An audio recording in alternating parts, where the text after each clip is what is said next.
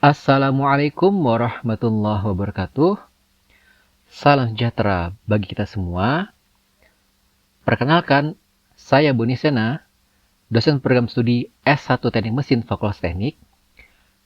Pada video ini, saya akan mendemonstrasikan proses pembelajaran pada mata kuliah Mekanika Fluida 1, khususnya pada materi konsep dasar mekanika fluida, jenis dan karakteristik umum fluida, serta penerapannya dalam bidang teknik mesin. Sesuai dengan rencana pembelajaran semester atau RPS yang telah diunggah pada aplikasi Sister sebagai bagian dari portofolio sertifikasi dosen. Mata kuliah Mekanika Fluida 1 merupakan mata kuliah dasar pada bidang teknik mesin yang membahas konsep-konsep fundamental mengenai sifat-sifat fluida, tekanan, fluida statis, serta dasar-dasar fluida dinamis. Materi pelajari meliputi karakteristik fluida, tekanan hidrostatik, persamaan kontinuitas, persamaan Bernoulli, persamaan energi, viskositas, aliran laminar dan turbulen, rugi-rugi energi dalam sistem perpipaan, hingga pengenalan sistem perpipaan dan aplikasinya pada sistem teknik mesin. Pada pertemuan pertama, kemampuan akhir yang diharapkan adalah mahasiswa mampu menjelaskan konsep dasar mekanika fluida, jenis dan karakteristik umum fluida, serta penerapannya dalam bidang teknik mesin. Materi yang dibahas pada pertemuan ini meliputi 1. Pengertian mekanika fluida, 2. Ruang lingkup mekanika fluida, 3. Klasifikasi fluida, 4. Karakteristik dasar fluida, serta contoh penerapan mekanika fluida dalam kehidupan sehari-hari maupun di bidang teknik mesin. Materi ini akan menjadi dasar untuk memahami pembahasan tekanan, fluida statis, serta aliran fluida pada pertemuan berikutnya. Perkuliahan dilaksanakan menggunakan model blended learning, yaitu mengkombinasikan pembelajaran luring dan daring. Pada pembelajaran luring dilakukan penjelasan konsep, diskusi kelas, serta pembahasan contoh-contoh penerapan sistem mekanika fluida. Sementara itu, pada pembelajaran daring, mahasiswa mempelajari video pembelajaran melalui LMS, dalam hal ini adalah melalui YouTube, membaca bahan ajar, mengikuti forum diskusi, serta mengerjakan kuis sebagai bagian dari kegiatan belajar mandiri. Metode pembelajaran yang saya gunakan adalah contextual learning. Materi saya sajikan menggunakan metode mind mapping agar mahasiswa dapat melihat keterkaitan antara konsep-konsep dasar mekanika fluida secara utuh. Dengan pendekatan ini, mahasiswa tidak hanya menghafal definisi, tetapi juga memahami hubungan antara karakteristik fluida dengan berbagai penerapannya pada sistem teknik mesin, sehingga proses pembelajaran menjadi lebih bermakna dan relevan dengan dunia rekayasa. Interaksi pembelajaran dilakukan secara aktif melalui pendekatan contextual learning. Pada awal pembelajaran, saya memberikan pertanyaan pemantik yang berkaitan dengan fenomena fluida dalam kehidupan sehari-hari maupun pada sistem teknik mesin untuk menggali pengetahuan mahasiswa. Selanjutnya, saya menyajikan materi menggunakan mind mapping agar mahasiswa dapat melihat hubungan antara konsep dasar mekanika fluida secara sistematis, mulai dari pengertian mekanika fluida, jenis, dan karakteristik fluida, hingga penerapannya dalam bidang teknik mesin. Selama penyampaian materi, masih didorong untuk memberikan pendapat, menjawab pertanyaan, serta mengaitkan setiap konsep dengan contoh aplikasi nyata seperti sistem perpipaan, pompa, sistem pendingin, dan kendaraan. Pada pembelajaran daring, interaksi dilakukan melalui learning management system dengan menonton video pembelajaran di YouTube, mempelajari bahan ajar melalui buku referensi, serta mengajukan kuis dan tugas untuk memperkuat pemahaman konsep. Pada sistem penilaian ada 6 parameter yang menjadi penilaian dari mata kuliah mekanika fluida 1, yaitu 1. Aktivitas partisipatif sebesar 20%, kedua hasil proyek sebesar 25%, 3 tugas 5%, kuis sebesar 5%, UTS sebesar 15%, dan UAS sebesar 25%. Bismillahirrahmanirrahim. Assalamualaikum warahmatullahi wabarakatuh. Salam sejahtera untuk kita semua. Oke, baik. Ini adalah pertemuan perdana dari mata kuliah Mekanika Fluida 1 untuk jurusan S1 Teknik Mesin, ya, benar ya? Teknik Mesin, kemudian untuk semester 3 ya. Oke, saya jelaskan dulu dari mulai pengertiannya. Di sini saya akan menggunakan metode mind mapping, di mana metode mind mapping adalah sebuah metode di mana saya akan membuat satu peta di sini. Nah, peta itu nanti akan punya cabang-cabang, dan setiap cabang akan ada masing-masing penjelasannya. Oke, jadi kita akan mulai menjelaskan apa itu mekanika fluida.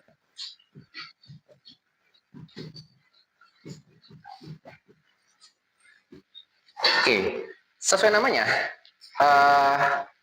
mekanika fluida adalah sebuah pelajaran, sebuah mata kuliah yang mempelajari fluida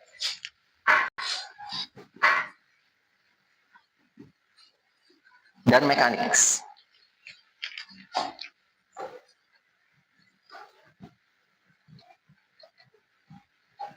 Oke. Nah, apa masing-masing artikel ini? Sebenarnya saya jelaskan pada pertemuan sebelumnya bahwa artikel fluid itu adalah ada 3 zat ya, sebuah zat yang punya 3 fase. Zat atau material, di mana zat material ini punya 3 fase, yaitu adalah fase padat, fase cair, fase gas. Nah, jadi 3 fase inilah yang akan Anda pelajari. Namun, untuk fase padat, ya bagi mahasiswa S1 dan mesin, itu nanti akan dipelajari lebih dalam di mata kuliah berhubungan kerekayasa material ya. Jadi ini akan masuk ke mata kuliah yang berhubungan sama material. Jelas kan nanti ada stres atau gaya tekan, ada strain, gaya regangan, dan segala macamnya. Sementara untuk kita yang saat ini kita pelajari di mekanika fluida itu ada 2, yaitu adalah cair dan gas. Ini akan kita pelajari. Ini akan kita pelajari dalam mata kuliah mekanika fluida. Oke. Nah, kalau mekanika sendiri ada artinya apa? Kalau dalam konteks Anda ketika belajar di semester 1 atau 2 ya, fisika mekanik, fisika dasar 1, 2 dapat? Dapat ya? Oke.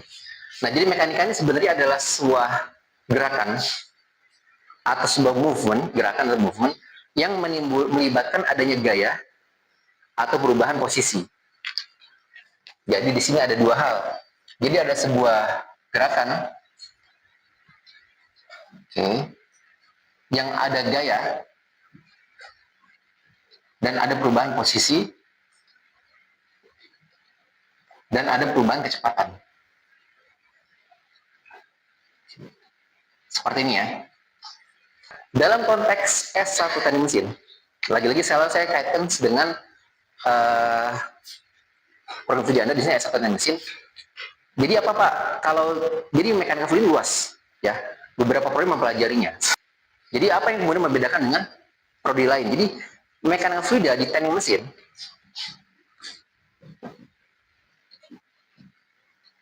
itu pertama, di sini ada kata teknik. Kalau teknik berarti ada 2 kata di sini, ada rekayasa dan ada perancangan. Itu selalu di semua teknik seperti itu. Jadi teknik ini, engineering,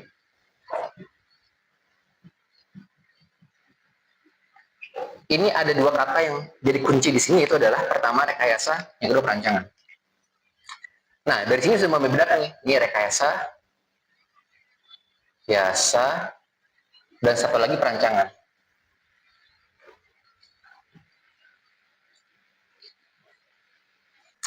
Apa Pak rekayasa dan perancangan itu? Rekayasa perancang itu adalah, kalau merancang itu, apa sih dalam bayangan Anda merancang itu?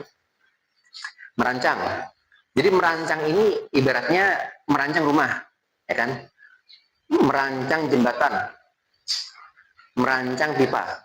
Apa arti kata merancang? Bendanya sudah ada belum kalau dirancang? Belum ada, betul. Itu kata kuncinya. Jadi ketika merancang itu bendanya belum ada. Merancang pipa-pipanya belum ada. Merancang jembatan, gimana belum ada. Merancang saluran drainase, salurannya belum ada. Jadi memang belum ada. Jadi kata kuncinya dalam perancangan adalah dia belum ada.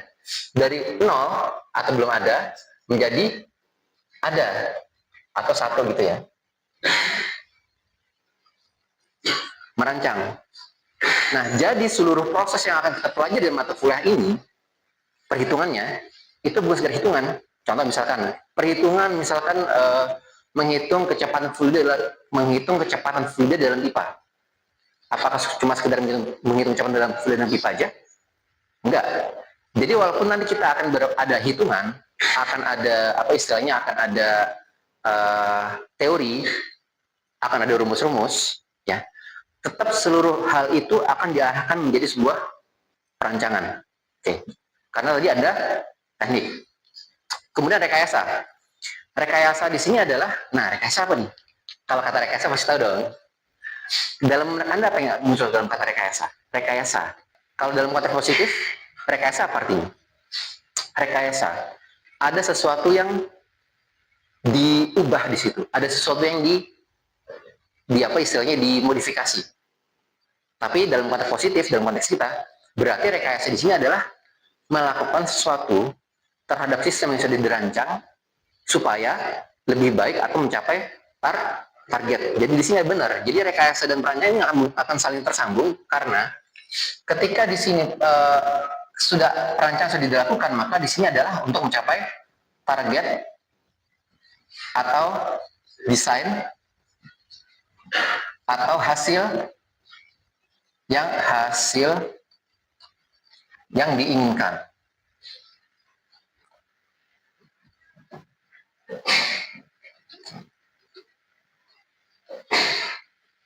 Nah, itu di situ.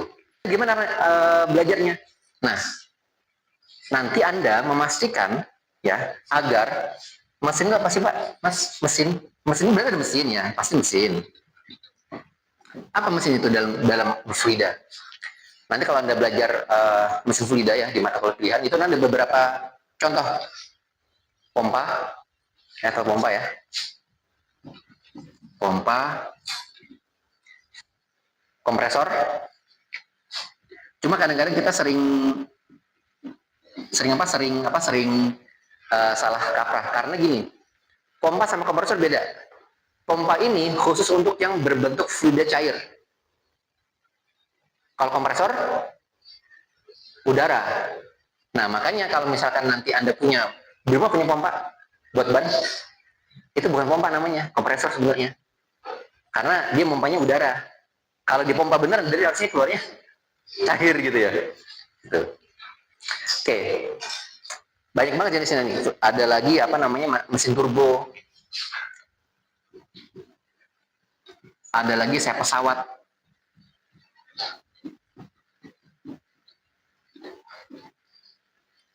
Pasti ada juga fluidanya. Nah, hal-hal inilah yang akan Anda pelajari di mata kuliah mekanika fluida. Bagaimana supaya si mesin turbo, mesin kompresor, mesin pompa, sayap pesawat itu bisa sesuai dengan kriteria desain atau kriteria target kita tetapkan. Atau bagaimana supaya si fluida itu bisa mencapai target yang kita inginkan. Contoh misalkan, kita ingin fluida itu mencapai kecepatan 5 meter per sekon. Misalkan contoh. Maka apa yang kita lakukan? Rekayasa apa? Bisa pipanya, bisa pompanya. Atau misalkan kita ingin kompresornya itu punya keluaran misalkan 10 meter per sekon, padahal masukannya cuma 3. Berarti kita merekayasa supaya si mesin kompresornya punya keluaran 10 meter per sekon atau 10 meter kubik per detik. Kita selanjutnya akan membahas tentang, sebelum kita masuk ke arah ke mesin-mesin fluida, kita akan membahas dulu fluidanya dulu ya. Nah, jadi fluida ini akan jadi target atau akan jadi fokus dalam proses rekayasa atau rancangan kita. Apa jenis fluida? Macam-macam ya. Tadi ada jenis cair sama jenis gas. Oke. Nah, fluida ini punya beberapa sifat. Sifat pertama, dia ada yang sifatnya alirannya ada yang laminar, ada yang transisi, ada yang turbulen. Kemana udah ya sejelasinnya? Apa tuh Pak? Jadi jenis fluida ada 3, yaitu laminar, transisi, dan turbulen. Laminarnya adalah kecepatannya rendah. Kalau transisi tengah-tengah, turbulen cepat. Nah, pertanyaan saya, dalam konteks realita di dunia teknik,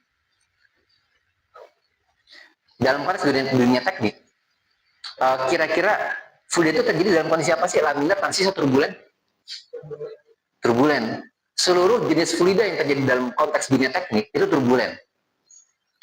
Nah, terus Pak, gimana cara kita melakukan perancangannya? Kan turbulen kan kecepatan cepat. Dan sampai saat ini, untuk turbulen itu tidak ada satu rumus pasti yang bisa menghitung kecepatan atau aliran turbulen. Dia masuk ke masuknya ke tingkat pasca sarjana S2 S3 turbulen ini. Nah tapi kan Pak, kita nanti kan sebagai orang teknik mesin ingin merancang portfolio itu supaya sesuai kita inginkan alirannya. Lalu gimana? Makanya seluruh perancangan, seluruh rekayasa yang kita lakukan dalam konteks engineering, baik di atas kertas maupun dengan simulasi, itu biasa dalam konteks laminar dulu. Jadi laminar ini sebagai awal. Jadi laminar ini sebagai awal kita nanti melakukan perancangan dan rekayasa. Lantas Pak, apakah nanti kemudian sesuai sama, padahal aslinya turbulen, kan laminar terus gimana? Kan aslinya turbulen semua nih alirannya, tapi kita rancangnya laminar, gimana? Nanti akan ada proses semacam apa ya, pendekatan ke aslinya, nanti ada menggunakan buku handbook. Jadi nanti kalau perpipaan ada buku handbook perpipaan, kalau dia handbook pompa ada buku handbook pompa. Jadi kita rancang itu akan mendekati kondisi aslinya dengan kita bandingkan dengan rumus-rumus atau parameter-parameter yang sudah ditetapkan dalam konteks dunia teknik ya secara umum. Oke, kemudian sifat fluid ada lagi, yaitu adalah dia punya ada incompressible, ada compressible. Ada lagi yang sifatnya tadi compressible dan incompressible. Apa itu Pak? Compressible, dapat dikompresi. Nah, sebenarnya seluruh aliran fluid sifat compressible. Semuanya. Cuma masalahnya, pada aliran compressible ini, seluruh fluid itu kecepatan, massa jenis, temperatur berubah. Jadi kita sebagai perancang akan susah nih merancangnya nih.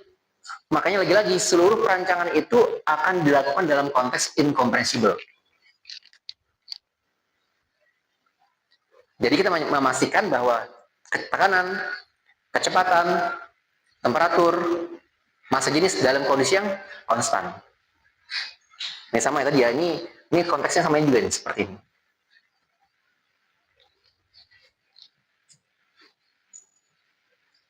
Oke. Selanjutnya, untuk fluida itu ada yang mereka dalam kondisi viskos dan invisit. Yang kemarin ya. Jadi ada dalam kondisi yang viskos sama invisit. Apa ini? Jadi viskos ini artinya kental. Kental. Artinya apa? Fluida itu akan punya sisi kekentalan khusus walaupun air supaya bisa mengalir. Nah ini salah satu sunatullah yang diberikan Tuhan ya. Jadi tanpa adanya viskos, niscaya nggak ada fluida bisa mengalir. Jadi seluruh fluida, even air dalam dispenser sekalipun itu viskos pasti. Kenapa bisa mengalir? Nah, permasalahannya sama kayak tadi saya semua ya. Permasalahannya adalah aliran viskos ini sangat kompleks, sama kayak turbulen, sama kayak compressible, kompleks sekali. Jadi dia itu kita tidak bisa merancang atau merekayasa dalam konteks viskos ini karena tadi kental, dia punya tingkat kecepatan yang berubah-ubah dan juga tangan berubah-ubah. Bingung kita cara rancang gimana viskos ini. Nah makanya itu adanya aliran invisit. Gimana aliran invisitnya apa? Jadi kita mengasumsikan dia nggak kental. Kebalikan kalau viskos kan kental, invisit nggak kental. Jadi ini adalah cara kita untuk bisa melakukan rekayasa dan perancangan. Sini lagi. Pak, apakah kita tidak bisa mengetahui aliran fluid yang kondisi aslinya? Bisa. Kan di atas kertas nih. Kan nggak mungkin ada di atas kertas berubah kecepatan kan? Pasti kecepatannya 10 meter per sekon, ya nggak? Pasti masih jenisnya 5 meter kubik, 5 kilogram per meter kubik, ya nggak? Nggak mungkin berubah kan? Nah, Pak, gimana kalau berubah, Pak? Kan kondisi aslinya berubah. Berarti kita sebagai engineer nggak bisa dong tahu kondisi aslinya. Gimana jawabannya? Kan kondisi asli berubah nih. Alirannya turbulen. Gimana cara tahu kondisi aslinya? Dalam konteks kita merancang dari rekayasa. Pakai apa? Ada yang tahu? Kan dari sekarang nggak mungkin kita ngitungnya. Ini kecepatan 5, kecepatan 10 bisa berlembar, ada bisa ujian nggak selesai nanti. Gimana caranya? Kita bisa tahu kondisi aslinya, tapi masih dalam konteks perancangan dari rekayasa. Pakai apa? Ada yang tahu? Kita bisa tahu kondisi turbulennya. Kita bisa tahu kondisi compressible-nya. kita bisa tahu kondisi viskosnya. Gimana caranya? Pakai apa? Simulasi. Simulasi adalah sebuah cara di mana kita bisa mengetahui kondisi aslinya tanpa harus membuat alatnya. Oke, jadi itu ya. Jadi simulasi. Jadi kan pertama Anda kan nggak mungkin tiba-tiba masuk simulasi kan. Jadi Anda pertama kan istilahnya apa ya? Istilahnya itu hitung dulu. Ada fluida, masanya sekian, berapa kecepatannya? Bisa dihitung kan? Oke. Tapi nggak cuma kan ini kan. Karena kondisi aslinya akan sangat kompleks sekali, masih berubah-ubah. Kecepatan berubah-ubah. Gimana caranya? Simulasi. Makanya nanti saya dorong Anda untuk belajar simulasi di semester ini yang gampang aja. Ada nanti video saya di YouTube. Simulasi pipa, simulasi pesawat, pakai ANSYS atau menggunakan atau pakai Fluent boleh juga atau pakai SolidWorks juga boleh. Nanti silakan dipelajari mandiri. Kenapa penting? Karena gini, kita harus kemudian ketika kita belajar teori hitungan nih, kita harus bisa mengimbangi dengan kondisi realnya. Kalau nggak bisa realnya, paling kita bisa melihat fenomenanya. Kayak apa sih fenomena saya pesawat? Simulasi. Gimana sih fenomena air dalam pipa? Simulasi. Gitu ya. Makanya nanti CPL atau capaian pembelajaran lulusan salah satunya adalah dapat mengidentifikasi fenomena aliran fluida di dalam pipa atau di sayap pesawat dan macam-macam.